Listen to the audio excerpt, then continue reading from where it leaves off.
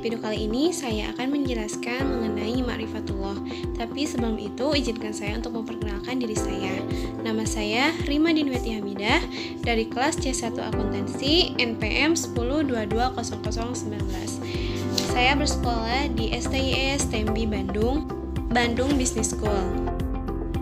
Video ini dibuat untuk memenuhi tugas evaluasi tengah semester dalam mata kuliah Pendidikan Agama 3.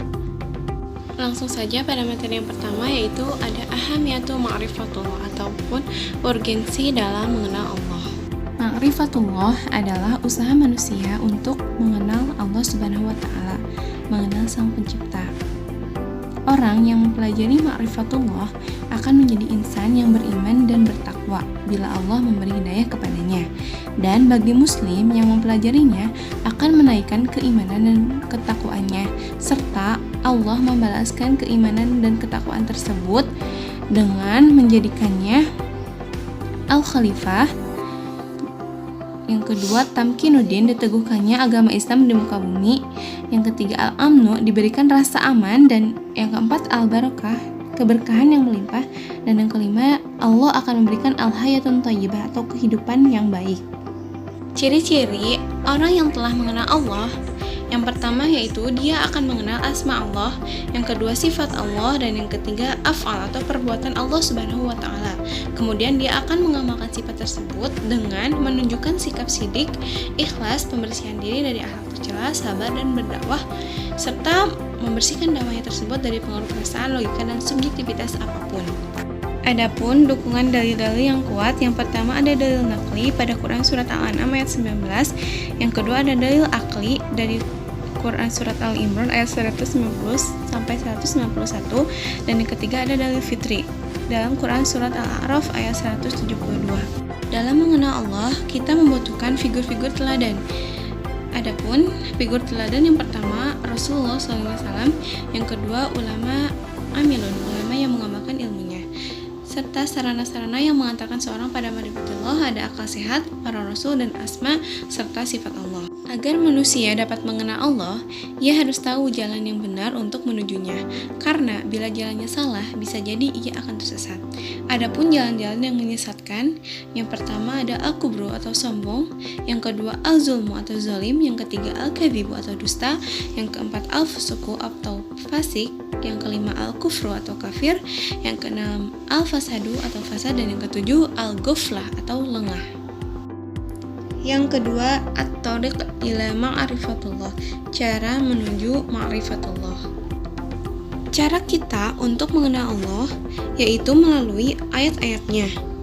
Bisa melalui ayat qauliyah atau ayat berupa firman Allah yang biasa kita jumpai di dalam kitab suci, dan ada juga ayat kauniyah ataupun fenomena alam, ayat dari Allah Subhanahu wa Ta'ala yang bisa kita jumpai di alam sekitar pada saat kejadian, persoalan, dan dinamika hidup manusia lainnya. Adapun metode yang dapat kita lakukan untuk menuju pengenalan terhadap Allah Subhanahu wa Ta'ala.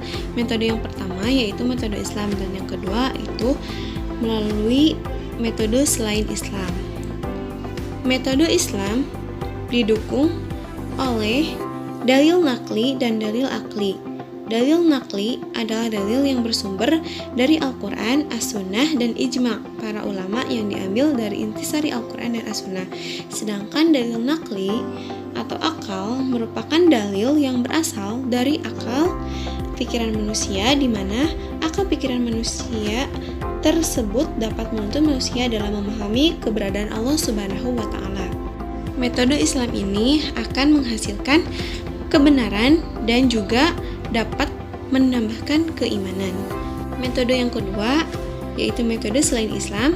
Metode selain Islam ini didasari oleh dugaan dan hawa nafsu, sehingga mengakibatkan keraguan-raguan serta menjadikan manusia tersebut kufur atau ingkar dari ayat-ayat Allah Subhanahu wa Ta'ala. Yang ketiga yaitu al-mawani' min ma'rifatullah atau penghalang-penghalang dalam mengenal Allah. Secara garis besar, terdapat dua hal yang menghalangi manusia dalam mengenal Allah. Pertama, maradus syahwat atau berkaitan dengan penyakit hati. berupa nafsu dan kesenangan serta perilaku yang tidak terpuji. Kedua, maradus subhat atau berbagai hal yang menimbulkan keraguan, lebih banyak berkaitan dengan masalah akal dan logika. Macam-macam maradus syahwat. Yang pertama, al-fisqu atau kefasikan. Fasik adalah orang yang senantiasa melanggar perintah dan larangan Allah, bergelimbang dengan kemaksiatan, serta senantiasa berbuat kerusakan di bumi. Yang kedua, al-kibru atau kesombongan. Kesombongan merupakan suatu sikap di mana hati seseorang ingkar dan selalu membantah terhadap ayat-ayat Allah Ta'ala. Yang ketiga, az-zulmu atau kezaliman. Orang yang paling zalim adalah orang yang telah sampai peringatan atau petunjuk Allah kepadanya, petunjuk atau peringatan Allah, tetapi dia malah berpaling dari ajarannya, dan itu disebut dengan zalim terhadap diri sendiri. Yang keempat ada al-kizbu atau kedustaan. Yang kelima ada al-kasratu ma'asyi atau banyak melakukan maksiat, yang terdapat dalam Quran Surat Al-Mutaffifin ayat 14 dan Al-Baqarah ayat 9 dan 10. Lalu ada macam-macam maradu asyubhat. Yang pertama ada al-jahlu atau kejahilan, kebodohan, yakni tidak mau memikirkan ayat-ayat Allah, baik ayat-ayat qauliyah maupun ayat-ayat kauniyah.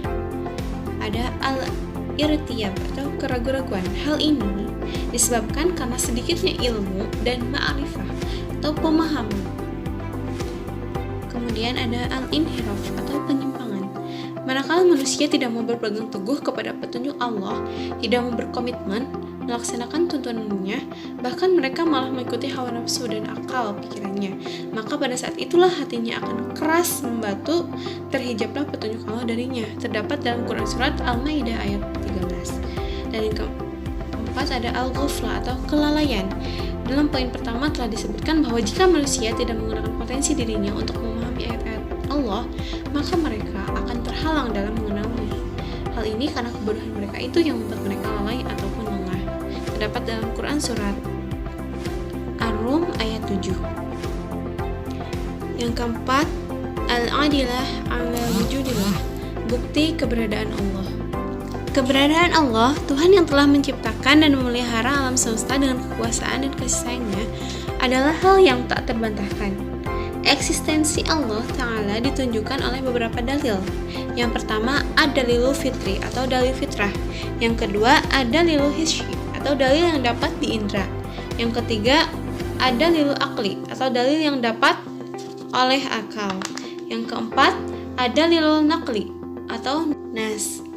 Dan yang kelima, ada dalil tarikh atau dalil sejarah. Alhamdulillah, sekian yang dapat saya sampaikan. Semoga video ini dapat menjadi manfaat untuk diri saya pribadi dan umumnya untuk kita semua. Amin. Assalamualaikum warahmatullahi wabarakatuh.